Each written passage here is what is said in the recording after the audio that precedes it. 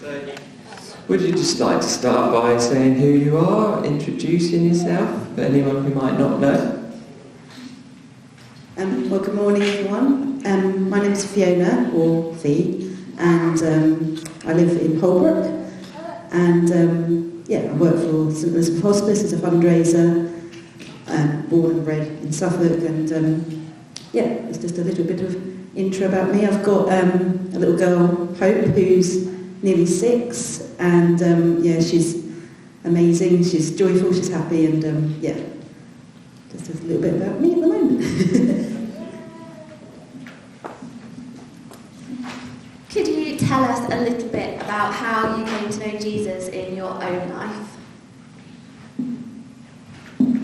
So I was brought up to go to church in Holbrook in the village, and I had a not challenging childhood, but there was various different things that happened, and it wasn't until I went to university and started to be involved in the Christian Union, and people there would say, "Oh, do you know Chris Tomlin and Matt Redman songs?" I was like, "No idea about them, I'm afraid," but there was just a different way of looking at church and faith, and it was throughout university that I started to ask some questions. And then after university I came back, and I was still living in the student bubble a little bit, I guess, and then I started to go to St John's Caldwell Road in Ipswich, and there was a group of 18 to 30s there, and they really we went through Bible studies together, and we just supported one another as a group, and it was just really powerful. And I sat there one evening and I thought, do I want to be living the student lifestyle, or do I want to be thinking about committing my faith to Jesus, and to have that anchor and that peace that comes from him?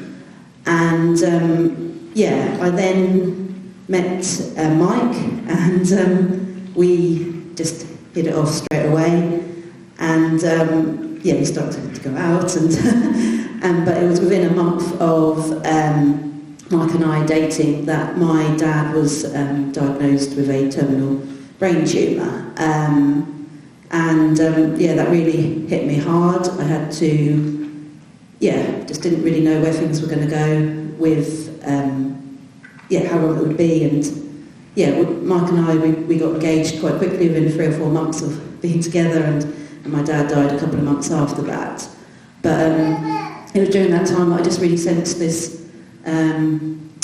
that Jesus was my rock, and I hadn't really felt that before, and it was just amazing to have the support and community of friends around who were praying for me, and it was a little bit about, and it's discontinued since then, really. So Thank you. Yeah, and in that that journey to becoming a Christian, and before and after, how would you say you experienced God in a real, personal way?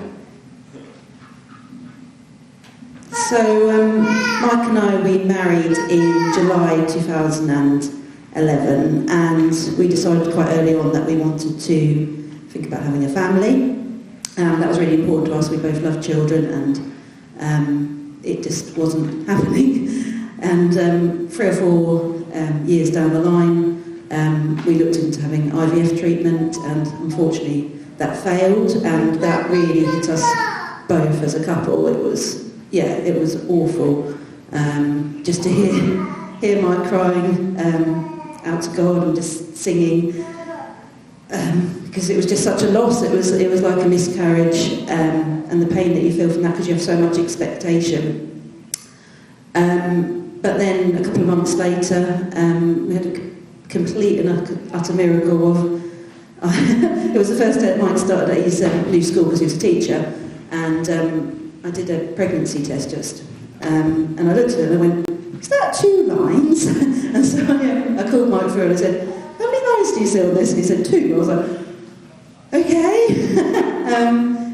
It was, God was in all those times. We had so many people praying for us and saying that the time will come if it's meant to come. And just to have that support around us. But the pregnancy, wasn't easy.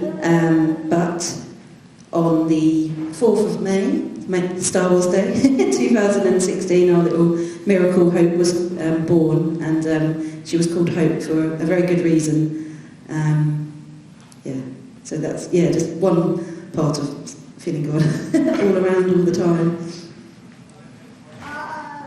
That's such a great story. I love that. And you mentioned that your daughter is called Hope, which is beautiful. Could you tell us a bit more about what hope means for you in your life?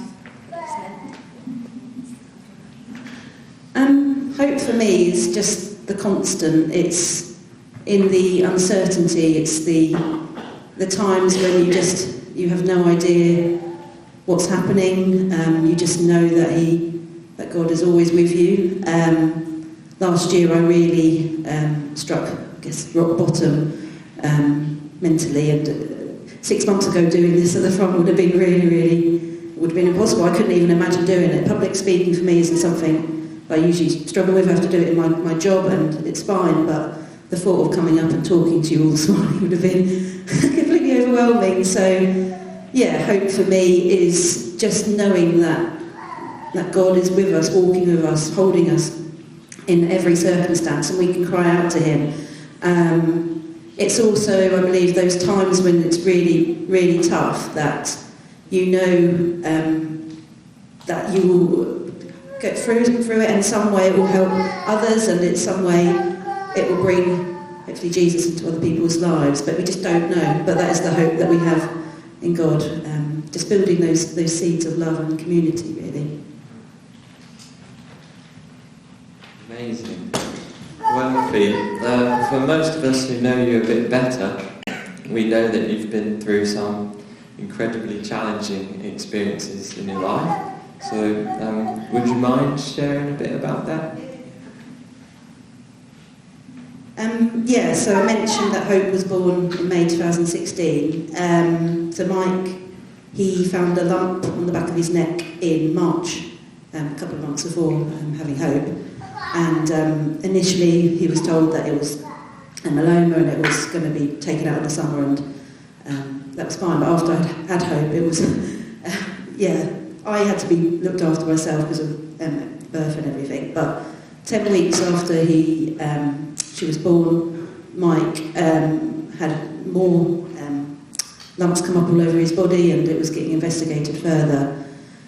And on the day that, we were called up to the hospital to go and see the consultants, and they said, could you bring your wife with you? And he was diagnosed with leukemia, given only about 20% chance of survival after 5 years. And he was 29 years old. He was incredibly fit and healthy, played sport, did football. And they said, have you been tired? And he's like, I've just had a newborn. So it's not really that surprising, but it was a complete shock. And so that afternoon he had to be admitted into Ipswich Hospital to start the treatment straight away, because it was that aggressive, leukemia. And I remember vividly us going home, packing up our bags, and he just got this real sense of God just being with us, and just being like, God is going to be the centre in all of this. No matter what, he will provide, and he will be the focus, and we just need to draw to him. And we just cried that out, and I remember that prayer, and we wanted to use it as a source of hope for others. And so Mike started to write a blog that night about his feelings and what he was processing, and he said to me, texted me saying, it's all right if I kind of put it online, and I was like, yeah, feel free. And it got shared, and then it got shared again, and colleagues, friends, people all over the world were reading it. And the blog he wrote with such strength and courage and power, and he'd speak about what we were going through on a day-to-day basis. He'd speak about the struggles of the chemotherapy, but he'd speak about his faith as well. And it was just such a way to outreach to so many others and to build up conversation and ask those questions. So he went through the treatment, and he went into remission after a few months. just some days though he was just so ill, and he just couldn't do anything, and so yeah, you just get through each day and know that God is with you. But yeah, he then at the Christmas time we were asked whether we would consider having a bone marrow transplant, and that was really tough because him having a bone marrow transplant meant that he was potentially not going to come out of Addenbrooke's. He wouldn't survive it because it's just so intense. But he got through that, and he came out, and there was side effects from having the bone marrow transplant, but we thought he was doing okay, and we thought that we were getting to a place of him being here in the future. But then in mid-June 2017 we received the news that he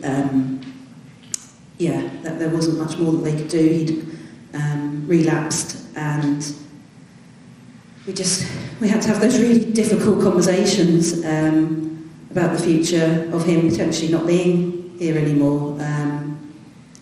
And yeah,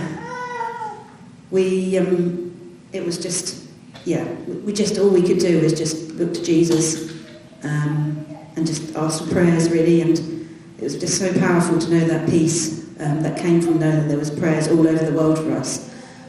And then at the beginning or end of July, we made the decision to try to travel to Wales, to a place called Fowler Brennan, which is a retreat centre. It's an amazing place, but we didn't make it to Fowler Brennan because he got sepsis on the way, and we had to come back, and that car journey on the way back was awful. Our friend was driving us, but I literally didn't know if Mark was going to make the journey. He was that ill. Thankfully, God's angels were protecting us, and we made it back from Wales, and he went to St Elizabeth Hospice, where I work. And yeah, it just, his time in there was incredible. The conversations we had, they were amazing. The dignity that they showed was, yeah. But yeah, we continued having those sort of conversations, and he knew where he was going. He knew he was going to be with Jesus. As hard as that would be, being a husband and a father to Hope, who was only 15 months at that time, I had no doubt. So he said to me during that time, "Oh, I really want you to publish my book, my blog, into a book." And I've, here is the book as and it's still helping so many people now, and I believe that it will help others in the future in some way. But on the 23rd of August 2017, Mike died in the hospice. It was the anniversary that we'd been together for 8 years on that day. And I said to him on the Monday, I said, "Do you know what Wednesday is?" He said, "Oh yeah, it's our anniversary." And yeah, I don't believe in coincidences, I believe in God incidences. And when he had these last few moments, I just really sensed this presence of Jesus, and I could see the golden gates opening and him going through. It was so peaceful. But all the way through, all I could do is just hold on to Jesus and hold on to my faith, and I know that he is my fortress and anchor in all times. Thank you. And as you've already alluded to, throughout Mike's illness, how would you describe your relationship with God? Was that a struggle for you, or a positive thing? Or would you like to tell us a little bit more about that? As a couple, we always prayed every day together, and so we just continued that throughout. There was times where I heard Mike upstairs crying out to Jesus, saying, "Why have I got to go through this?" And I sometimes sort of think of the Bible verse of Paul when he speaks about the thorn in the flesh, and going through those circumstances, there is hope, but you can't always see it at the time.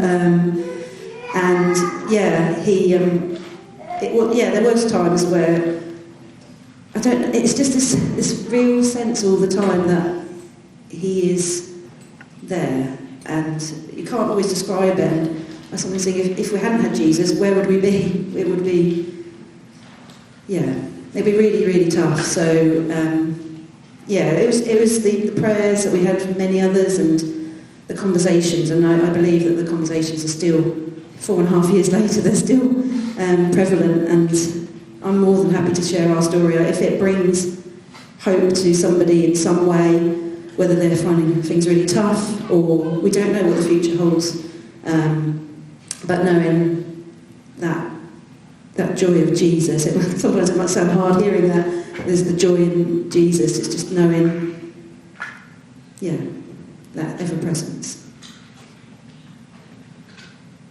Yeah, I don't know if this is possible, but do you think you could share with us and maybe elaborate on how you do draw that peace in your faith, and you find that peace in such uncertain times?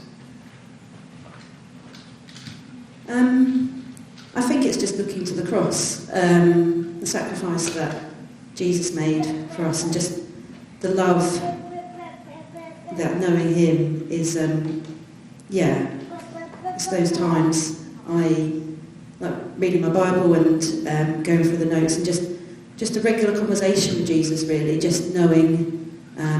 When I was really struggling, 6 months or so ago, I found it really hard to hear Jesus.